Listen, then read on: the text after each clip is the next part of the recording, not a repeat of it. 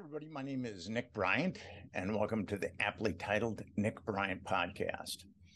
I studied philosophy in college. I aspired to either be a philosopher or a well-educated parking lot attendant.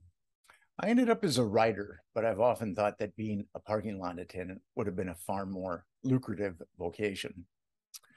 As a freshman, I had to read René Descartes, the French philosopher from the 1600s. Descartes profoundly said cogito ergo sum, which translates from Latin into English as I think, therefore I am. Descartes felt absolutely that I think, therefore I am established his ontological existence. In fact, I think, therefore I am is the most quoted sentence in Western philosophy. According to what is perhaps philosophic apocrypha, Descartes met a strange demise. One night he was at a cocktail party and he was asked if he wanted a drink. And he said, I think not. He subsequently vanished and was never heard from again. It would be another 350 years before a virtual Western philosopher established his ontological existence in such a short sentence. Strangely, that philosopher was not from academia, but he was the creation of Joel and Ethan Coen. I'm talking about the dude from The Big Lebowski. The dude established his ontological existence with 3 words. The dude abides. And now the time has come to merge the dude's immortal utterance with Descartes' famous ontological statement. Today's philosophy majors should be taught, I abide, therefore I am.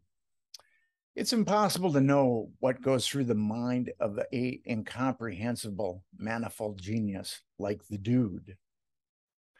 But I sincerely think if the dude was here today, he'd suggest that you should abide by contributing to Nick Bryant's Patreon.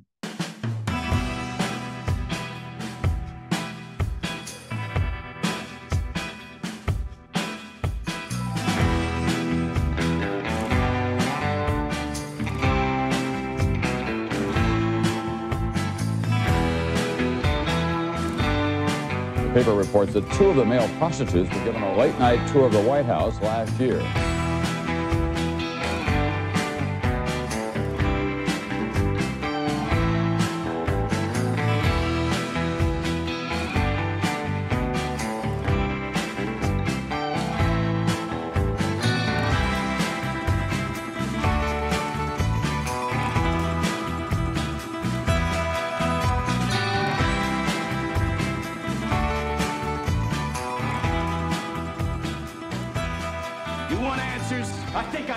You want answers! I want the truth! You can't handle the truth!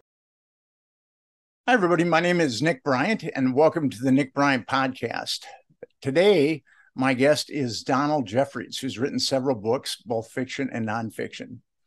Hidden History and Expose of Modern Crimes, Conspiracies, and Cover-Ups in American Politics quickly became a bestseller. And his second nonfiction book, Survival of the Richest, How the Corruption of the Marketplace and the Disparity of Wealth Created the Greatest Conspiracy of All. How are you doing today, Don? Wonderful. It's great to be here, Nick. Thanks for having me. Yeah, thanks for coming on board. There's a passage in Survival of the Richest where you say there's a war on the middle class and lower socioeconomic Americans, but they have yet to realize it. They are reluctant to identify the enemy that is waging war against them. How would you encapsulate that? Yeah, I mean, it comes from my experience. Going back to as a blue collar worker in the 1980s, when Reagan was president, and I saw all my working class buddies who loved Reagan. You know, Reagan was eviscerating unions, and he only cut taxes for the absolute upper 1%, the top tax bracket. I think he cut it from 72 to 28% or something ridiculous like that, where everybody else's taxes went up. especially Social Security wise. So I tried to point that out, and plus he wasn't cutting any government programs. He wasn't, and so I tried to point out to these people, and I started realizing at that point that there's something instinctive in, especially really all working class people, almost all, and it kind of goes across demographics even, where if you try to, like you've talked about Huey Long or distributing the wealth, and you try to point out, it's wrong. Nobody's life is worth, hundreds of thousands or millions of times more than nobody's more valuable to society. And we got to have some kind of a fairer distribution of wealth. They invariably say, well, yeah, I guess your definition of rich is anybody that has more money than you. And these people have nothing. And I've tried to tell them many times, I said, look, any kind of scheme of distribution of wealth that I could devise or anybody could devise, nobody would take yours because you don't have any. As I pointed out in the book, the bottom 50% of America, the half of the country has less than 1% of the collective wealth. So the bottom half has nothing. And things have gotten way worse since Survival was published in 2017, I think, because of the influx of millions and millions of more of the poorest people than anybody here. They're crossing across our southern border. So they're making that bottom 50% grow, and it's squeezing out what's left of the middle class. But yeah, that's the problem, is that the not only they're unaware of a class war going on, but we see it in things like football owners or basketball owners when they get the taxpayers to build their stadium for them, and the fans go along and they don't realize how ridiculous that is. Why would you? But they'll be paying attention to what somebody's buying with food stamps in a grocery store. That incenses them, but it doesn't. And I tried to point that out, but it's just people are, it's the propaganda of the right. There's so much propaganda on the left. We know about the woke propaganda, but there's a lot of propaganda on the right in terms of there's no such thing as a free lunch and all that. And certainly my book, Survival of the Richest, demonstrates very clearly that the richest people in this country have a free lunch pretty much every day. It's interesting. You wrote in your book in 2016, the wealthiest 10% of Americans controlled 76% of the wealth. And the richest 400 people have more wealth than the bottom 50%. And then you talk about Sam Walton, 6 of the Walmart potentate. 6 of his heirs have as much wealth as the bottom 40%. And this is kind of interesting. Walmart instructs its employees to apply for government benefits, yes, even though 6 of Walton's heirs have as much as 40% of the bottom Americans. It's kind of mind-boggling to me. Yeah, and that's another thing against concern, and that's why I get mistaken for a conservative all the time, because I'm always raging against the woke left and the mad authoritarianism we see today, which is coming from the left, where I used to be, but it's not that left anymore. But the right has a blind spot about poor people. They have a blind spot about helping their own kind. Like the right has always been way more willing to help out people in other countries. Even the right, when you had people opposed to foreign aid, there were still way more people opposed to welfare at home, they would call it. And I don't know why that is. Charity should begin at home, but so it's difficult to get them to understand the statistics you cited. They actually vary in my book, because depending on the source, they're all over the place, and they've gotten worse since then. I've seen sources where the 3 richest people in America now have more money than the bottom 50% or something. So I don't know what the exact numbers are, but it's obvious, what the reality is. Whatever, regardless what the exact figures are, the people at the top obviously have way more than they should. And since since COVID hit, this has gotten way. I mean, I think it was it Bezos? I think Bezos made like $1 billion in a day or something at one point during this is. I mean, Eugene Debs, I have his quote in the book there that he basically, and I'm no socialist, but there's something to be said, for when Eugene Debs said something, I'm at war with a system that allows, one man to accumulate more wealth than, hundreds or thousands of working class people do, working all their lives. And there's something wrong with that. I mean, of course, you recognize people should have upward mobility, and you should have a chance to advance. And if you work harder, you should be able to achieve more wealth. But I just go back to when I was a kid. I knew lots of parents who's one of my friends who's worked in Montgomery Wards and Sears and places like that, just regular jobs in retail stores. And they had single family homes. Their wives didn't work. They had much bigger families than I could have. They had as many kids as they wanted. They had a new car every once in a while. So something has really shattered that standard of living. And it's just for those of us old enough who remember it, we know what a different country it was. Well, you do talk about the shrinking middle class, and here are some statistics from you. In most cases, the middle 40% of Americans are a few paychecks away from the lowest 40%. And after adjusting for inflation, 90% of Americans were earning less than minimum wage earners of the 1950s. The current unemployment numbers are 3.7%, but they only reflect workers that are collecting unemployment. So the middle class is slowly disappearing. Absolutely. And, this has hit home more to me than I ever thought because I lost my job since writing Survival Richest. I worked basically my entire working career from the time I was in high school for the largest healthcare institution on the East Coast.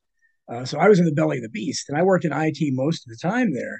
And I had a decent job the last 30 years or so of it, but I worked 44 years there. I was fired unceremoniously after 44 years on the job. I'm still like one of the top 5 all time or something in terms of tenure for that company.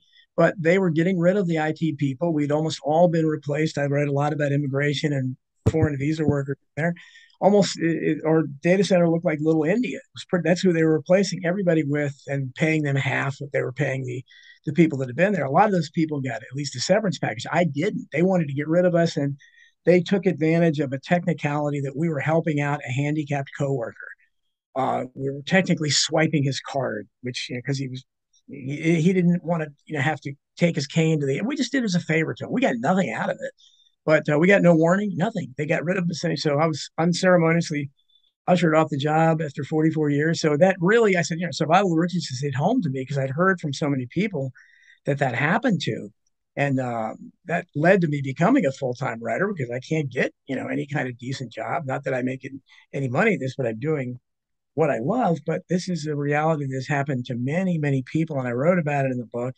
And it's a completely different economy. It's a rigged economy. I've called it a casino economy because, basically like the casinos are set up so 20%, 80% have to lose for 20% to win. It's basically the way our economy runs. And that's why somebody like Huey Long was so dangerous to the establishment with his idea that every man is a king, but no one wears the crown. And so we can talk more about him if you want. But it's since that's happened, and since COVID especially has exacerbated the problem. And I'm running a book about the COVID narrative now and just finishing it up. But I have lots of statistics in there about the wealth, unbelievable increases in wealth. The people that Ron Paul called the first stimulus package. He called it the single greatest transfer of wealth from the middle class to the elite in our history. And so it's still going on, and no one seems to be aware of it. They're just shaking their heads and getting distracted by all the transgender crazy stuff and everything. And meanwhile, we're we're going to get to the point where we're already a third world country in almost all respects, really. But we're getting to the point where economically you're going to have a fiefdom and then serfs and peasants all below them. Well, getting into third world countries and developed countries, I got these statistics from your book. According to Credit Suisse Global Wealth Data Bank, the richest 10% of Americans owned 75.4% of the U.S. wealth, a wealth disparity on par with Chile, Indonesia, and South Africa. And the bottom 90% of Americans own 24.6% of the U.S. wealth. And that's on a norm with, actually, they own 24, the bottom 90% own 24.6 of the wealth. And for developing countries, the bottom 90% generally own 40% of the wealth. And U.S. cities like Miami, Atlanta, New Orleans, San Francisco, and Boston have higher income inequality than Buenos Aires, Rio de Janeiro, and Mexico City. And in the 1980s, The Economist rated the U.S. as the best place for people to be born, but now it ranks the U.S. number 16. So we can see the war being waged against the middle class. It's happening right now. I mean, there are statistics where we're economically, where third world countries are the citizens of third world countries are faring much better than our citizens. Absolutely. And I write all the time. There's, again, that bottom 50%, which is growing all the time. That's the other side of America. And that's the side people don't see. You don't see it in television. You don't see it in movies. It's never portrayed anywhere in culture. And it's certainly not going to be talked about on the news, these problems. Since I have gotten a bit of a following as a writer, I hear from a lot of people. And probably the majority of the people I hear from aren't doing well.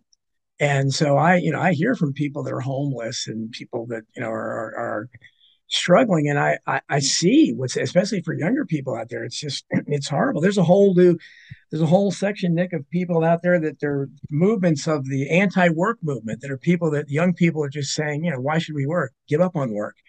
There's no point in it. And I can't argue with them too much. And then you have the anarchists now. I have a lot of people that follow me that are anarchists, and I used to argue with them, but I told them I don't have any argument for you anymore because I can't think of a single part of our society that right now deserves, in terms of in charge, any authority that deserves our respect. I mean, they're all corrupt. They're all, unjust. So why I have no argument with the anarchists. I really don't. And so it's certainly if you could come up with some kind of an economy and survival of the richest. I did not foresee, for instance, what I'm really fearful of now, and that is the digitalized currency tied to a social credit score. I had no idea that was down the pike when I wrote this book, or even when I wrote the updated version, the paperback that Naomi Wolf, was kind enough to write a foreword for. I admire her very much. She loved the book, but I had no idea about this. So that's going to turn everything on its head, because if they do that, you'll not only have the incredible disparity of wealth that's already built into the system, so you'll have you'll have the vast majority of the people being basically peasants, like middle-aged peasants, from the Middle Ages. But you will have people like you and I certainly that may not be able to pay our bills, because if they tie everything to what we write and say, we're not going to be able to get our money if it's all digitalized. So there's very troubling aspects that probably will make things even worse than what I talked about in the book. These days, it's very hard for me to publish my writing. It's very difficult, considering that Wikipedia and Facebook consider a book that I worked 7 years on, the Franklin Scandal, to be a mere hoax, which and the Wikipedia and Facebook don't seem to want to take a step back. What I really liked about your book was it was nonpartisan. You came at things because the Republicans and the Democrats have created this themselves. It hasn't been one party or the other party. And you also talk about wealth not necessarily being a bad thing. I'm not a socialist. I think that capitalism is the best that humanity can do right now. But Adam Smith in Wealth of Nations 2 said that corporations will destroy the system that he created. And that's what we are governed by. So when people refer to Adam Smith and these hard-charging capitalists refer to Adam Smith, I just kind of laugh, because he would be very much against the corporate autocracy. And you said something interesting about the founding fathers, and they were wealthy, most of them, and they actually, put everything on the line to create America. And it's really difficult. And I got a kick out of this in your book. It's hard to imagine like the Koch brothers, Sam Walton, Warren Buffett, Bill Gates, et al., putting everything online to create a new country, even their necks. That kind of cracks me up, because they seem to be mostly interested in themselves. Sure. And with Jeff Bezos, you talked about nepotism and plutocracy in your book. And in 2016, Bloomberg News reported that Jeff Bezos surpassed Warren Buffett as the richest man because he made $5.4 billion that year. And what amazes me about Amazon is they're really dead set against any kind of unions. And Jeff Bezos is making more than $5 billion a year, and he doesn't want to see his workers unionized. So he might have to give up, an extra 200 million or something. That type of greed I find to be kind of mind-boggling. No, it is. And there's always at the heart of capitalism. I think capitalism is different than free enterprise. I don't know to what degree free enterprise ever existed in America, but it doesn't exist anymore. And just to know the lie of crony capitalism, whatever you want to call it, is one of the grandfathers of capitalism, John D. Rockefeller, and his credo was competition is a sin. Now the system's supposed to be built on competition, and here you have one of the godfathers of the system telling you it's competition is a sin. And I point out in the book, I mean, you just go to grocery stores. There's from media companies since the 1990s that have been consolidated into, I don't know, 4 or 6, however many it is now, giant international media conglomerates. So they own all the television stations and radio stations and newspapers. So just making the mainstream media even worse than it was, because you couldn't get much honesty back then, but at least you had a little bit more of a chance of something getting through. But now, when these conglomerates own everything, you certainly can't. And that's the way it is with everything. All these mergers where the grocery stores and retailers, I mentioned Montgomery Ward's and Sears and places like that, all these things are out of business now. And so you don't have as many chains, and it's all turned into a giant Walmart type of situation. And you don't have and once COVID hit, I still don't, I'm trying to, when I'm writing my book, it's hard still to try to gauge the economic impact of that. We know that it was destructive, but we still don't really know because they lie so much about statistics. But we do know that shutting down all those businesses destroyed an untold number of small businesses that will never come back. Because I think it's 90% of small businesses in America were going out of business within 2 years or something before that happened. So it's got to be even worse now. So it's made to the point where, and again, that's the Republican response to the woke craziness on the left is be an entrepreneur, start your business. Well, yeah, 90% of them fail within the first 2 years. And that was then. The system's worse now. And so both sides are horrible because, the woke left is literally insane at this point. They should almost be like in straitjackets. And the right is just clueless. And they're still worshiping Ayn Rand and things like that. Good old Ayn Rand, pull yourself up by the bootstraps. Did you know that she ended up on welfare? Yeah, and she took it too. She didn't say which contravened all of her writing. I always found that interesting. And you say that the wealthiest Americans tend to make their money from finance instead of manufacturing, which is the truth. And Bill Gates, you single out Bill Gates a little bit, and I'm more than happy to talk about Bill Gates. My love of Bill Gates. If you have Microsoft Word, you cannot, and something goes wrong, you cannot get a human. You can every number that you call up for Microsoft Word, you cannot get a human. Meanwhile, he's buying all the agricultural land, but he can't. If he could just buy a little land and put a call center there, I think it would be a great thing for people that use Microsoft Word, but I don't think that that's happening. And Bill, he came from a wealthy family. He isn't one of those guys that pulled himself up by the bootstraps, and his parents were proponents of eugenics. Yes, absolutely. Which I've known about for a number of years, but I'm glad you put that in your book. Now, Bill Gates called for an increase of visas of foreign workers at the same time that he laid off 18,000 American workers. Yep. Yeah, and he's hardly, I do, and when do you read my book on COVID? Bill Gates is the star of that book. I think he's in there quite a bit. But Gates is just really, he's a gem of a human being. And one of the things about it, and I think they took it out of the book, but people, if they want to read a couple of chapters that didn't make it into Survival of the Richest and didn't make it into Hidden History as well, my blog, I write at Substack, DonaldJeffries.substack.com, so people can read my stuff there. But I have a huge archive of articles on over at Keeping It Unreal, which is donaldjeffries.wordpress.com, and it goes back almost 10 years. And I published whole chapters of my books that didn't make it into the versions in hardback and paperback.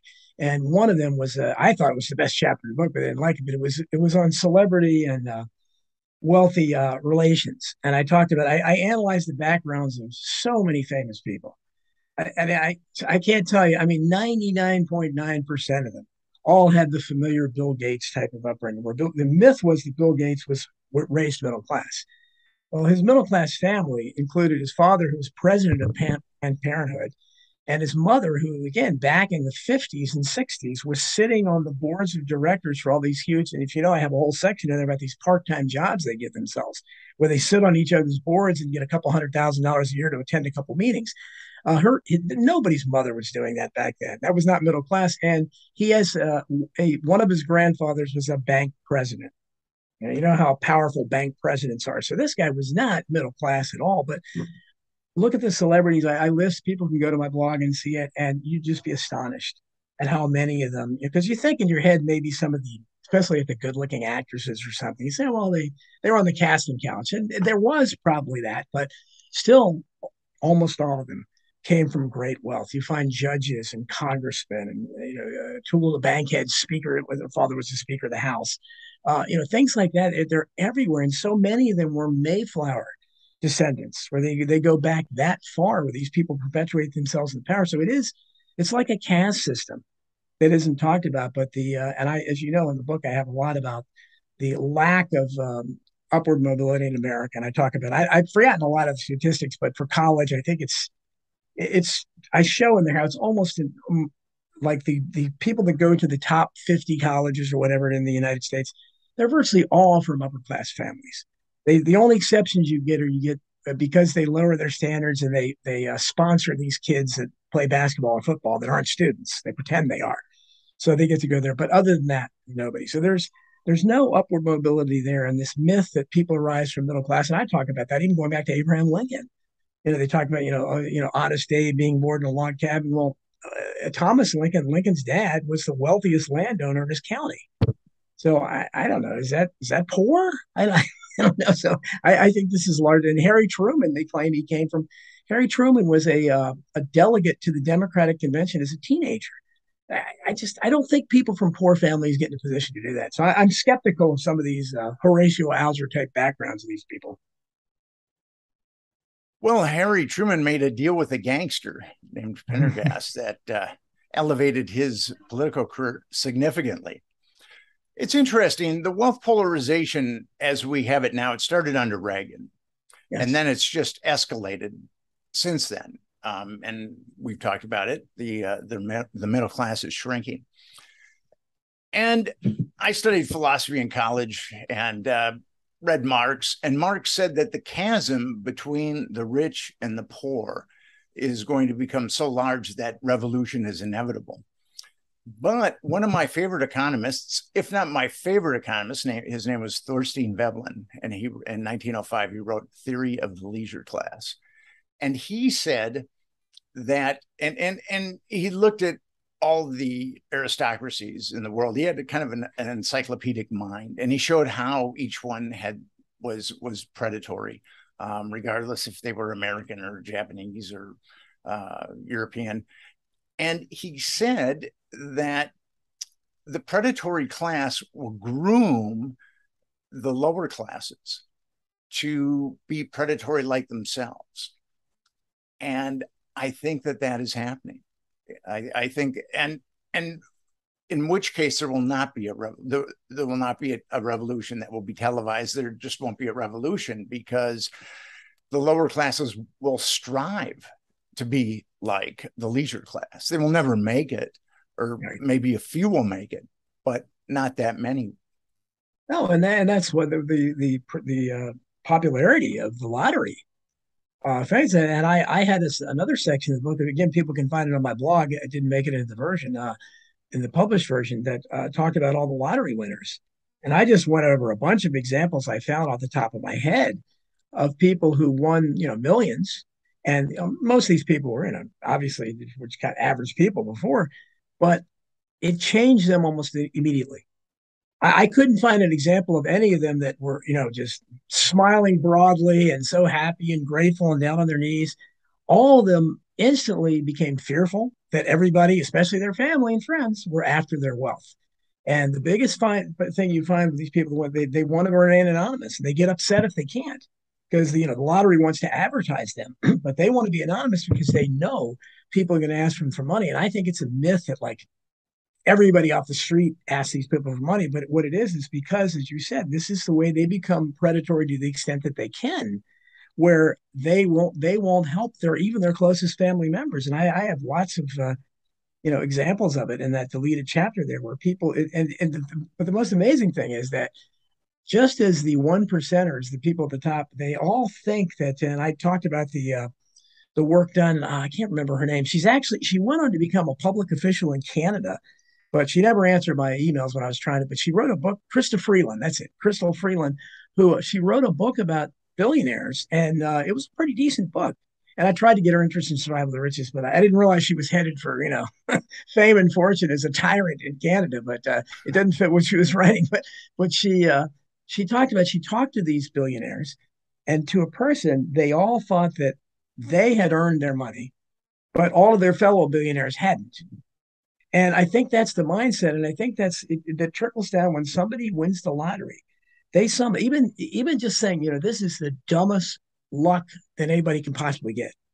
You should be so grateful because it's like getting struck by lightning 3 times in one day. It's how rare it is.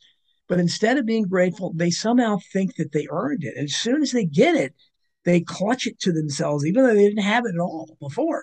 And they're so terrified that their closest loved ones are going to get it. And I think that's very illuminating into the mindset. I don't know if it's that way around the world, but I know a lot of people in the UK were that way. But so I think you're exactly right. That is that people tend to be, and you just know from your family members and I think people, they tend to be, cheap. I guess you would say most people, unfortunately, are, and and sometimes that doesn't even matter. Or maybe if they don't have anything, I think lots of studies have shown that poor people tend to, on average, be more generous in terms of donations and something like that. But I think it's just part of human nature that they, and they want to, everybody repels at this thing. I talked about the only thing I really admired that Barack Obama ever said, and I certainly was no fan of his, but when in fact, the original title of Survival of the Richest, I wanted to call it "You Didn't Build That," because I admired when he said that, because it just it set the right on fire. What do you mean we didn't build it? Because everybody thinks they built it, but Obama, he was doing it for the wrong reasons. But he was right. Most people don't, and certainly my is Gerald Salente, I admire very much as well. He's famous for saying, somebody's born on third base and think they hit a home run. And I think if my book proves anything, it's basically almost everybody in public life was born on third base, and yet they all think they hit a home run. Bill Clinton is a guy who ostensibly pulled himself up by the bootstraps. And there are members of my family that erroneously think that Bill Clinton was a socialist. But as you state in your book, during the Clinton administration, CEO compensation increased 400%. And then you give a couple of examples. CEO James Mulva of ConocoPhillips was initially given a compensation package of 141 million when he retired. And but that wasn't quite enough for him. They gave him another 260 million. And this one I really like. John Walsh of General Electric was given 417 million when he retired in 2010. And that year, General Electric did not pay $1 in taxes. Yeah, and there are numbers like that, and that's why some people. And Survival of the Richest was my most thoroughly edited book. Skyhorse really, they took out a lot because they thought I was overwhelming people with numbers. I had a lot more numbers in it than what you see. So maybe they were right. I don't know, but there were just so many of those numbers that you can find that are just shameful. And there are things like that where General Electric is bestowing $400 billion. And again, how many working class people would you have to put together that would work, 50 years, 50 years of physical labor, let's say, with little or no benefits, little or no pension? How many of those would it take to reach a $417 million figure total for a lifetime's worth of work? And that's why, Eugene Debs' words come back to haunt me. There's something wrong about that, especially somebody like this who, and I don't know if I don't think he ran GE into the ground, but I talked about people like, what was her name that ran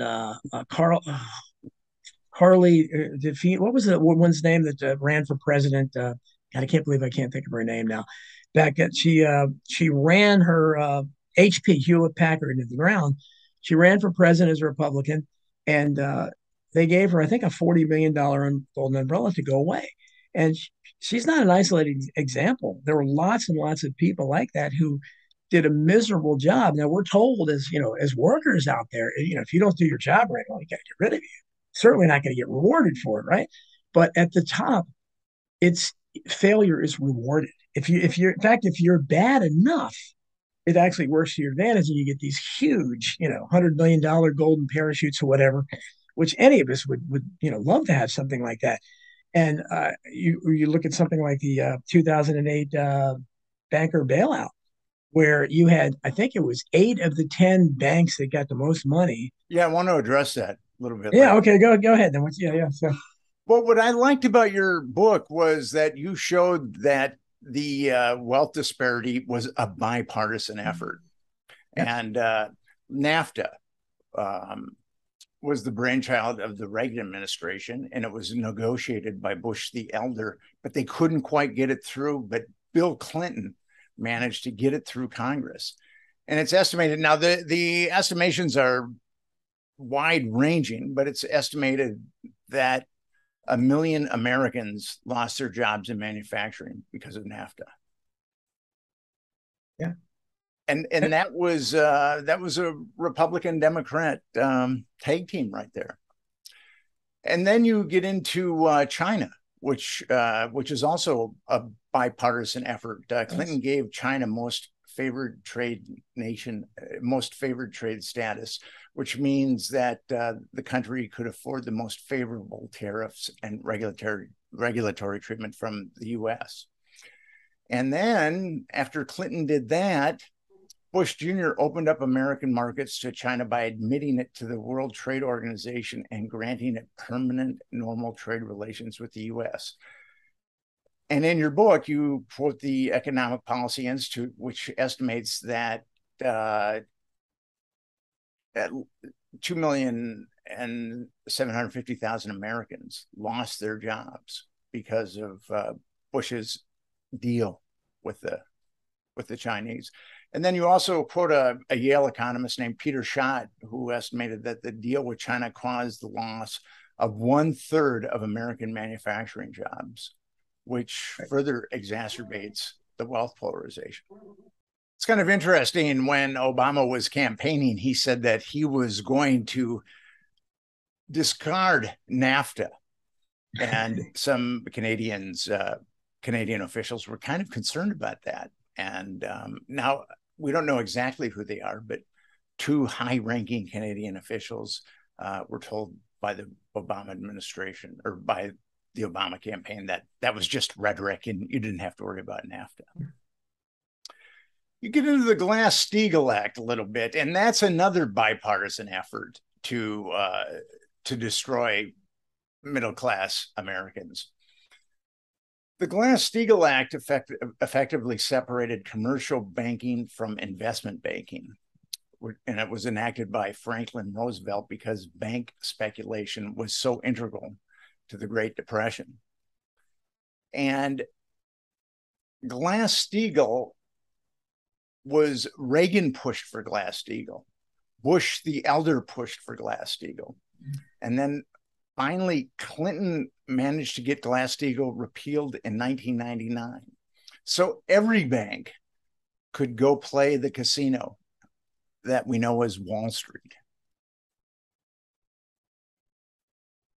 And that ultimately led to the 2007, 2008 destruction of the economy. And you get into the bipartisan bailout, because we both had Bush and Obama engineering the bipartisan bailout. Why don't you talk to us a little bit about that? Well, and I think that nothing forms. I'm fond of talking about how the idea that people believe that these politicians represent us. They're supposed to be our political representatives, but they never reflect the interests of the people, especially on important issues like this, because all public opinion polls at the time showed 96, 98% of the people, the public was universally opposed to this banker bailout. And yet all their leading politicians in both the Republican and Democratic Party, they all supported it. So you at that year you had Obama and you had the guy called McCainiac. Those were the two leaders, and they're leaders in their parties as well. They all supported it. Well, and that's not representatives at all, because if 96 to 98% of the public that voted you into office is opposed to this thing, and you're all supporting it, I mean, it's ridiculous. But so I think that really uh, reflected where we are in terms of having any kind of representation. But I mentioned earlier that 8 of the 10 banks that got the most money in that bailout actually paid out more as a result. They didn't cut back on their bonuses after they got the money. They basically took it all themselves.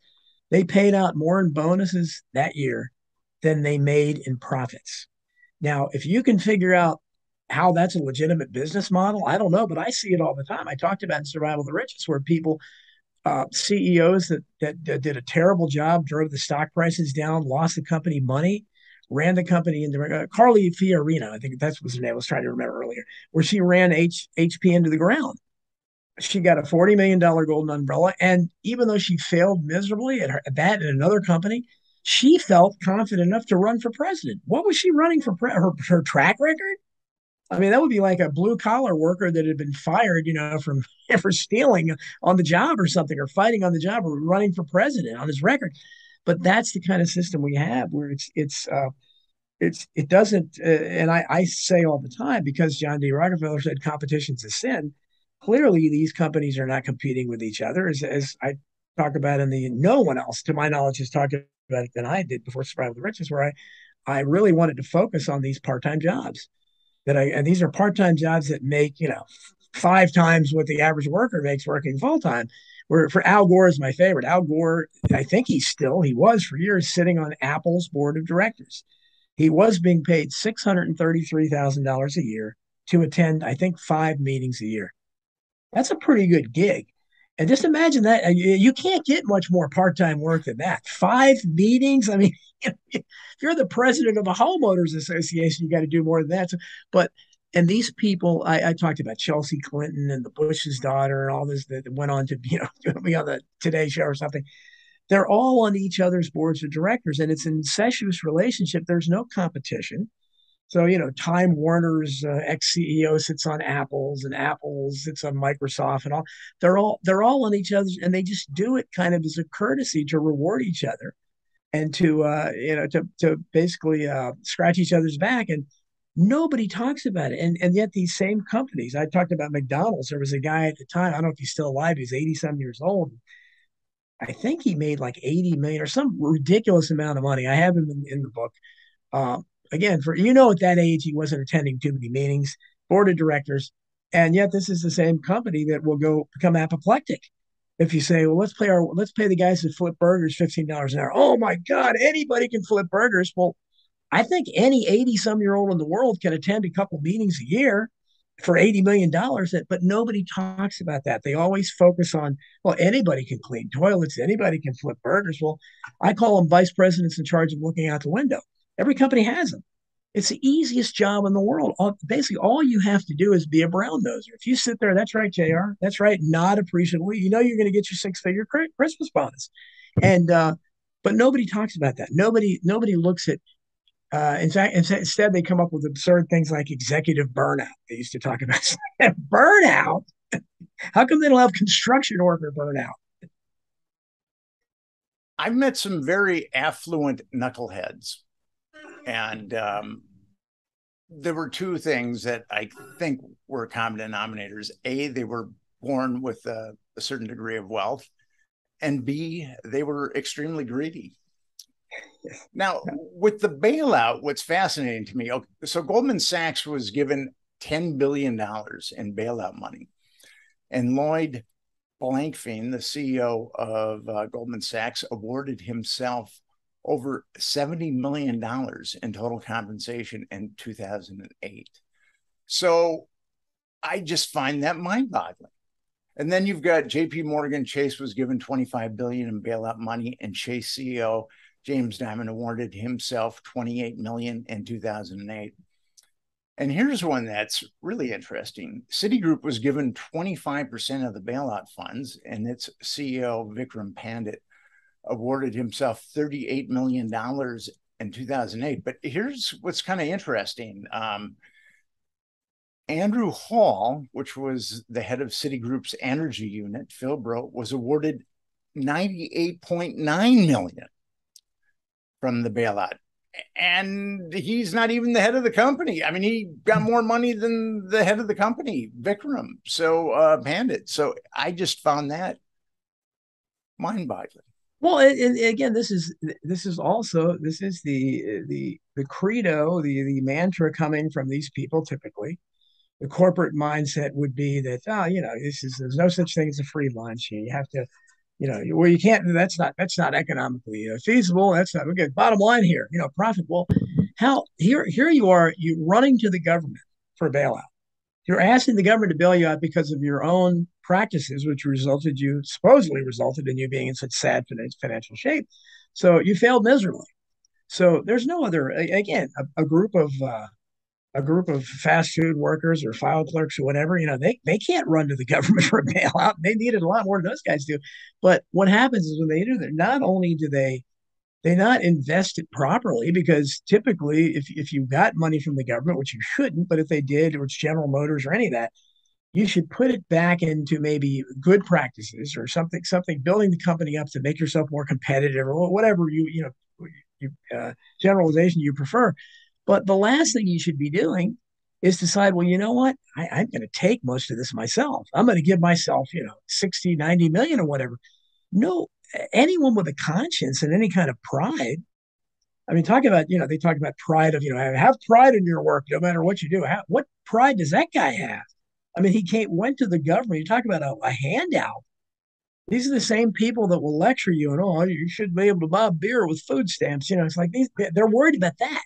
But this is okay. The guy went, his company was in such bad shape.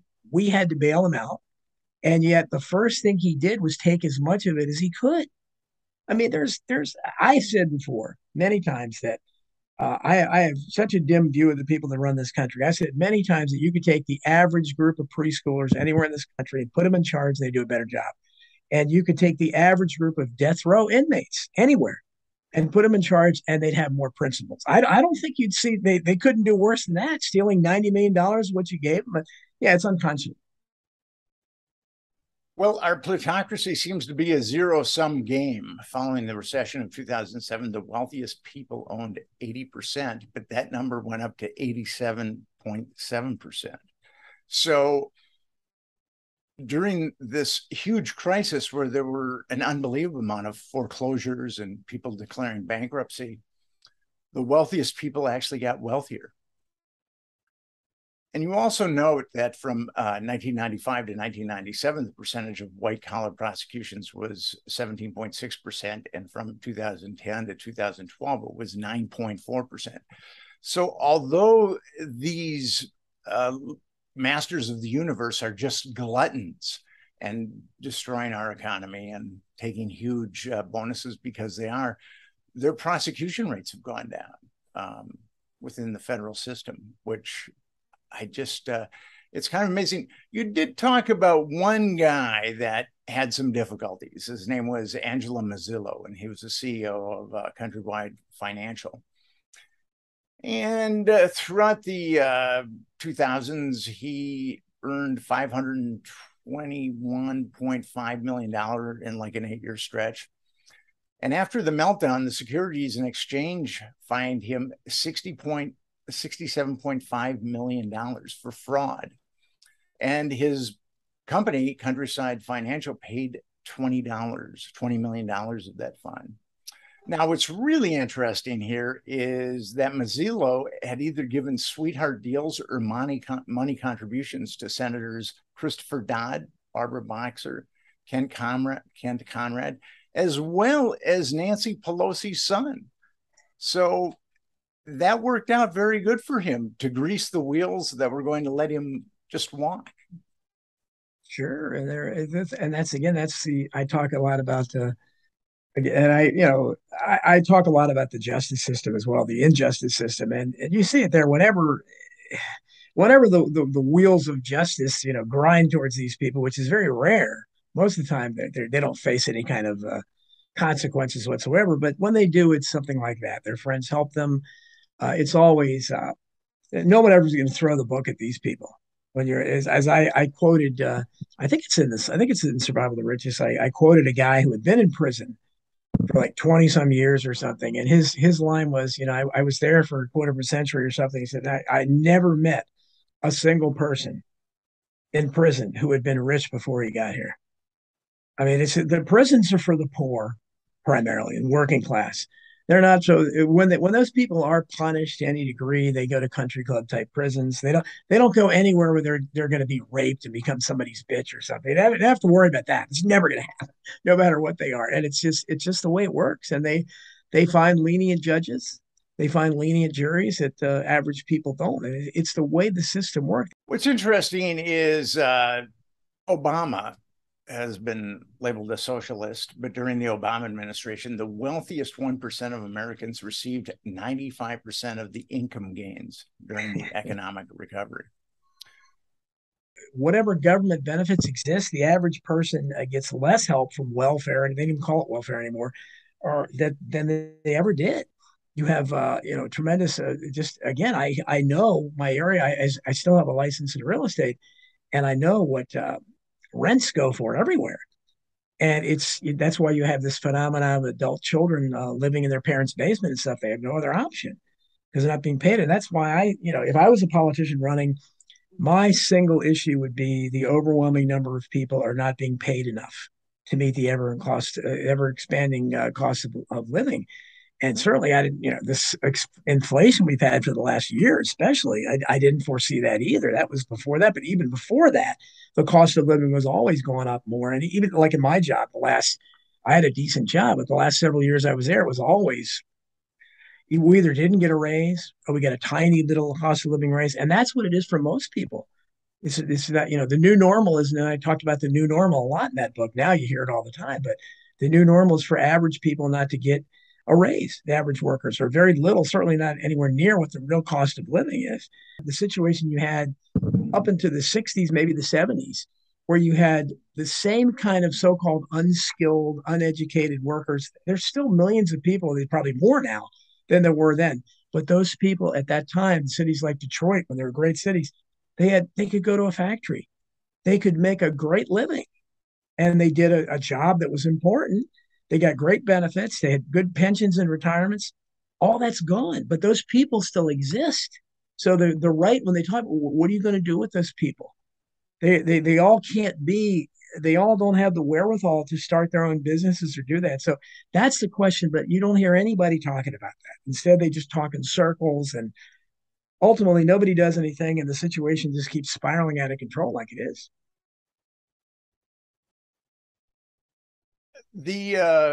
In 2010, there was Obamacare was passed, and what really, I was really hoping. I've had difficulties with HMOs over the years, and Obama, he had, well, first of all, the Americans, the majority of Americans wanted a single payer system. And Obama had both the Senate and the House. Democrats ruled. So that could have been a slam dunk, but they went against the American will. And now we're dealing with all these HMOs and it's kind of an interesting concept. You pay someone to deprive you of health care. I guess it's good work if you can get it. Yeah, and I spent I spent my career. I saw the sausage being made, and the medical industrial complex is horrible. We have the worst of an alleged first world nation. We have by far the worst healthcare system in the world. And that's where I differ from a lot of people on the right that agree with me on things. Yeah, I definitely believe in a universal system of healthcare. And again, we pay, as I talked about in Survival of the Richest, we already pay more taxes for healthcare than places like Canada and England and places. So we already pay for it to be there. We just don't get it, and it's ridiculous. It's disgraceful that the system is as fat and bloated and as expensive as it is. And again, most people don't talk. The HMOs were invented. This awful system was invented under Nixon.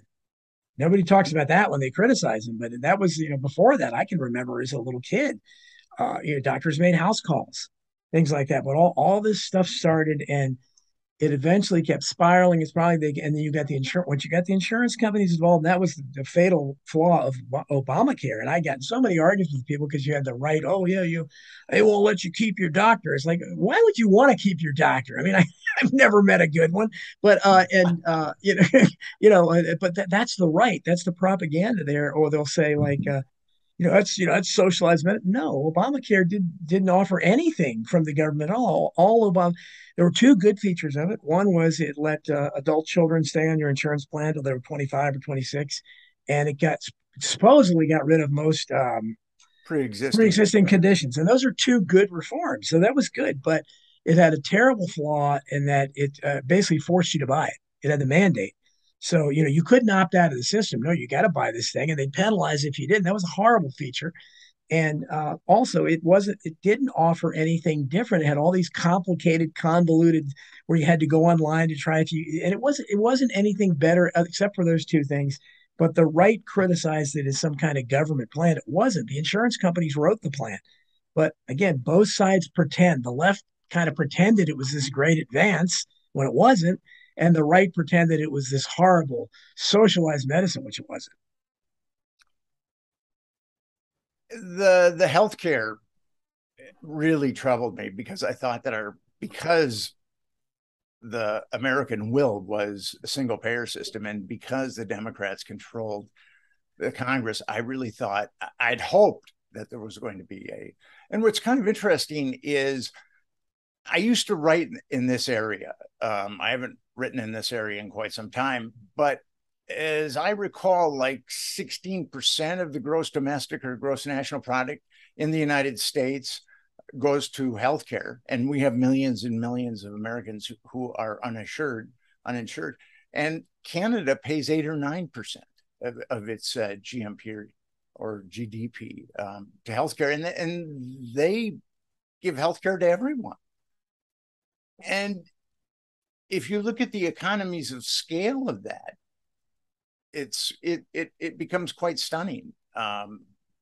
We're single payer system would be billions and billions of dollars cheaper, or certainly hundreds of millions of dollars cheaper than what's going on today. But the problem was when they held hearings for Obamacare, again, the fix was in, as it always is in these things. If they were really looking to reform the system, you would have panels after panels of people I know about, people who had been hurt by this system. I mean, the medical system as it exists today, this was before COVID. I believe it's probably number one now, but before COVID, they claimed that the healthcare system, hospitals, doctors itself, were the third leading cause of death in America. That was before that. So it's a pretty crappy system. So that's what they should have focused the light on. They should have focused the light on why you can go to Cuba, supposedly this S-hole country, and you can buy a pill, as Michael Moore showed in his film. I can't, sicko, whatever. And where the same person couldn't afford the medication for a couple $100, went to Cuba and bought it for a nickel. So that's the kind of thing. What's the markup? So they should have hauled the pharmaceutical executives in there. They should have hauled the insurance industry executives. They should have hauled hospital administrators and executives like the ones I know of, and the bonuses they were getting and the money they were getting off of sickness of people. And these are the ones they should have focused attention on. Instead, they did bring those people in, but they asked them, hey, tell us what to do. And do you think these people are going to tell you to do something that's going to cut their incredible profits? So they let them write it instead of having the people that were getting hurt by the system and focused on that. And if Obama, like in everything else, if Obama was a legitimate reformer, then yeah, he would have done something like this. Like, we don't need this middleman. The insurance company serves no purpose. It conflates, but that would there's too many people, too many rich and wealthy doctors, too many rich hospital executives, too many pharmaceutical executives, and insurance. They would never let it. They would kill somebody like that even tried to do it. So, and we obviously, you saw what we had in Congress. There were very few people that, I don't know how many. Maybe Bernie. I don't even know if Bernie Sanders. He talks about Medicare for all. Medicare is horrible. It's a terrible benefit. I mean, it's you pay into it your entire life, and then it only covers 80%, and you're still paying 160 some dollars a month. It goes up every year. Nobody. I don't think that's a good benefit. That's ridiculous. Why aren't they covered 100%? But that's what we have. The left, that's their answer. Well, let's get Medicare for all. No, Medicare for all. You're still getting the insurance companies in. Study England, France, Italy. Those systems seem to work a lot better. I mean, those systems have their problems, but Yes. now we have millions of Americans without healthcare insurance. What's interesting, I co-authored a book that came out in 1995. It was called America's Children, Triumph or Tragedy. And you could see how the American system just really didn't pay. America pays great lip service to children as its most precious resource, but it doesn't really put its money where its mouth is. And today we have 17% of American children living below the poverty threshold. 4.3 million of them don't have healthcare insurance.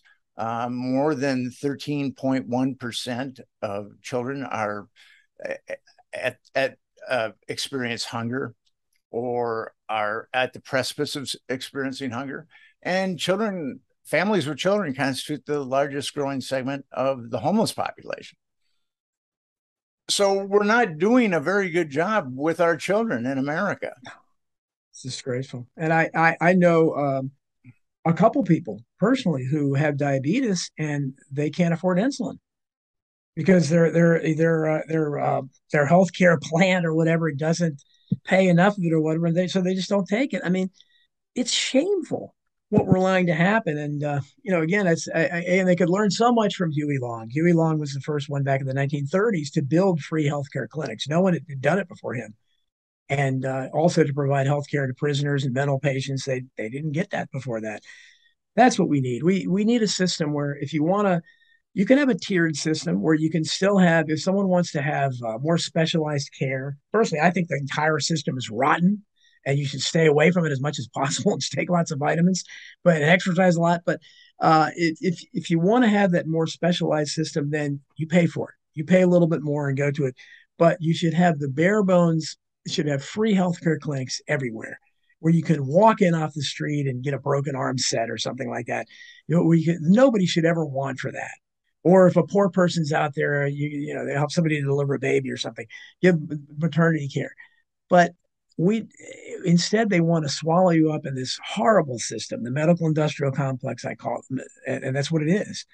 And it's so ineffective. As I said, it's the third leading cause of death, at least in America. And I would guess since COVID came, it's probably number one.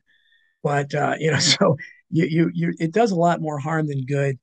It should be one of the first reforms that we would make, but we don't have any reformers. Obama talked about some reforms. He did nothing. Trump talked about other kinds of reforms. He did nothing.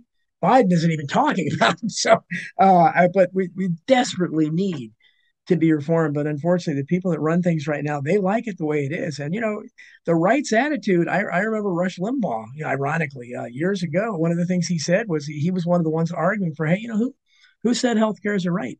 And that's the way conservatives feel. It's like, you pay for it, you can pay for it. So, and that's again why I will never be a conservative, because that's their attitude is, well, you got to pay for it. And, if you can't, hey, sorry, man, it's tough for you. And until it was, if it came to them, I'm sure they wouldn't feel that way. But the left is so hung up on this, they're swallowed up by the system. So you have Bernie Sanders wanting Medicare for all. I'm sorry, that's not my idea of reform. What's really interesting to me is I look at the lack of benefits that children are given. And in that book that I wrote or co-authored, America's Children Triumph for Tragedy, I pulled a study out of a researcher. His name was Greg Duncan, and he was out of the University of Michigan. And he found that if a child is born at a low birth weight, which generally happens because the mother doesn't have prenatal care, and is subjected to 5 years of continuous poverty, their IQ is going to be 90. And if they're Black, their IQ is going to be 85. So at age 5, those kids are basically completely out of the system. I mean, they'll never be able to, they'll have a very difficult time becoming productive members of society. Right. Exactly. And they've also, for all intents and purposes, because of the IQ or lack of education or whatever, there's only some things they can do. And you don't have the factories anymore. So you don't have places where they can be productive members of society. You and I, we're sitting here, we're kind of writing about it from from the comfort of our chairs, and it's we're analyzing statistics and stuff. But when you actually go out and see it, but I'll be panhandling later this afternoon. Yeah, well, on Ninth Avenue. Yeah, well, I mean, we may all be at that point pretty soon, but I mean, it's something. Again, if they wanted to do something, there are populist alternatives, and again, that's why I believe in 2016, the system had reached a critical point where things were already getting so bad that populism was the answer, and so you had Donald Trump appear spouting out a lot of populism, and you had Bernie Sanders on the other side also spouting out different aspects of populism. And it's no accident that there were the two movements where you had people drawn to them. And so a real populist, if Huey Long was alive today, if they would allow somebody like that, but the problem is the very fact that they allowed Trump and people to do it, I was dubious right away, because they're not going to give a platform to people saying those things if they're actually going to do it. Because he's talking about the system being rigged, and you guys are running the system, so you're not going to give him access. So I have people that think that these people that are this corrupt and everything, you think they're going to let you remove them from power? Obviously, they're not. We just had an election where the first time since 1914, you didn't have a single incumbent senator that lost for the election. And this isn't the worst economy we've ever had. I mean, really, theoretically, every incumbent probably should have been overturned. Instead, we had the lowest turnover, and we never had much of a turnover. It's always 90-some%. But so at this point, it's I don't know. I'm waiting for, I just say, people need to have their faith and sit back, because I don't know. I can analyze things and talk about it, but I'm really just pointing out observations. I don't have any solutions, because I don't know what we can do. The electoral process doesn't work. The legal system doesn't work. So I don't know what the alternatives are at this point. And what we see, this show has been primarily about wealth polarization and the rich getting obscenely richer. And I'm not against capitalism, but we are not living in a capitalistic system. It's a plutocracy, or there's a number of negative words that you could use. But there was a book written called The Elite Deviants by David Simon, and he was a Berkeley professor. And he talked about how the elite have a tendency to be quite deviant, because everything is stacked in their favor. And we saw that with Jeffrey Epstein and the Franklin scandal also. And only God knows how corrupt that level of elite deviance is in our country, because I saw how the Epstein scandal was covered up, and I saw how the Franklin scandal was covered up. And America, and this was kind of troubles me. America is, and a lot of that is the news, where 6 corporations own 90% of the news that people imbibe. What troubles me is that Americans went along with great ease over the Jeffrey Epstein scenario, when we know who many of the perpetrators are. So I believe as the wealth polarization grows, so will elite deviance. If it's not already, a critical mass. Well, they have recently they've been putting out it's most astonishing. It was shocking, like to read your book and John DeCamp's book, and I included a lot about that in Hidden History, the child sex scandals, and Dave McGowan, who doesn't get credit for, he wrote an online thing that's still out there called the pedopocracy that he talked about that exists all over the world. And we know that you have somebody like Epstein, and then you have Ghislaine Maxwell, who, the meme going around is very accurate, that she was prosecuted and sentenced for providing underage girls to who? They never told us who. Okay, she's working for Epstein, but exactly who? Don't you? I mean, don't these underage stings go out to get the Johns that are going to the prostitutes? And these are underage girls. But so it's a mockery. And she wouldn't talk. She wouldn't. She could have lightened her sentence if she had just named names, and we all pretty much know who the names are. But we know they're going to be powerful, famous. I think that she was probably made an offer she couldn't refuse. Mm-hmm. Yeah, I think so, because she didn't act like you would think a normal person would have if she could have lightened her sentence, supposedly. But that's the system is so the rigging and the fraud is so evident, and that's why I used to, ironically, when I wrote Survival of the Richest, I said for a long time that the disparity of wealth was the greatest problem, I think, in America. It's still, really huge problem, but I think that the number one problem now is the corruption and the fact that we are rotten to the core at every level.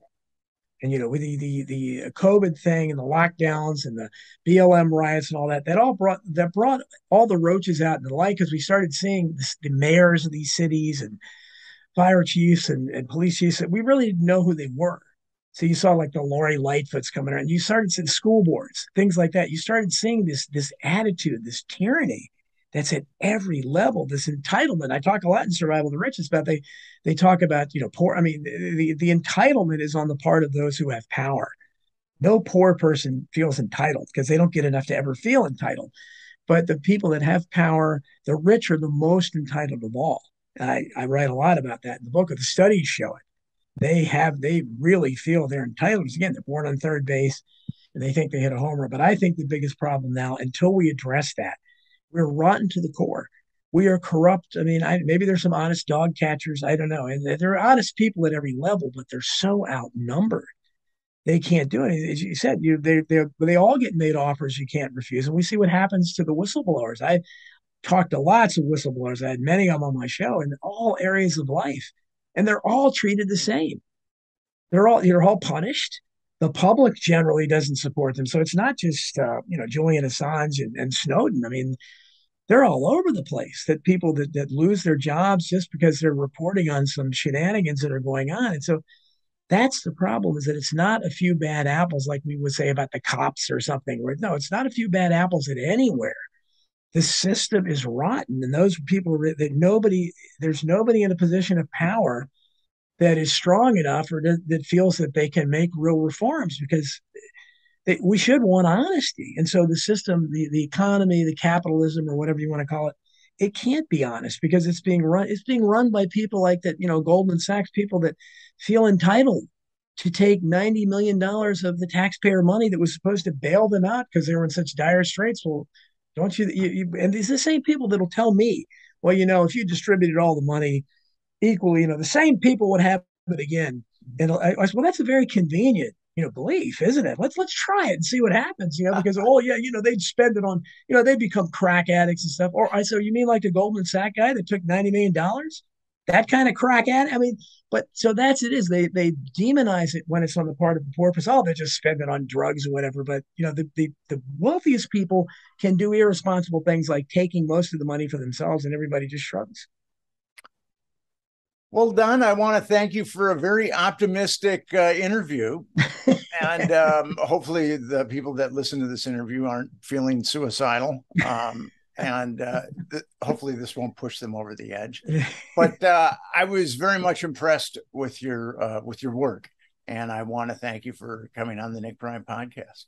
Well, I appreciate you having me, Nick. Thank you. I'm an admirer of your work as well. And I wish I could be more optimistic, but it's hard to, it really is. I wish I could be more optimistic myself. But things are looking bleak, but I still believe in humanity. I mean, I do. I mean, I could be completely wrong, but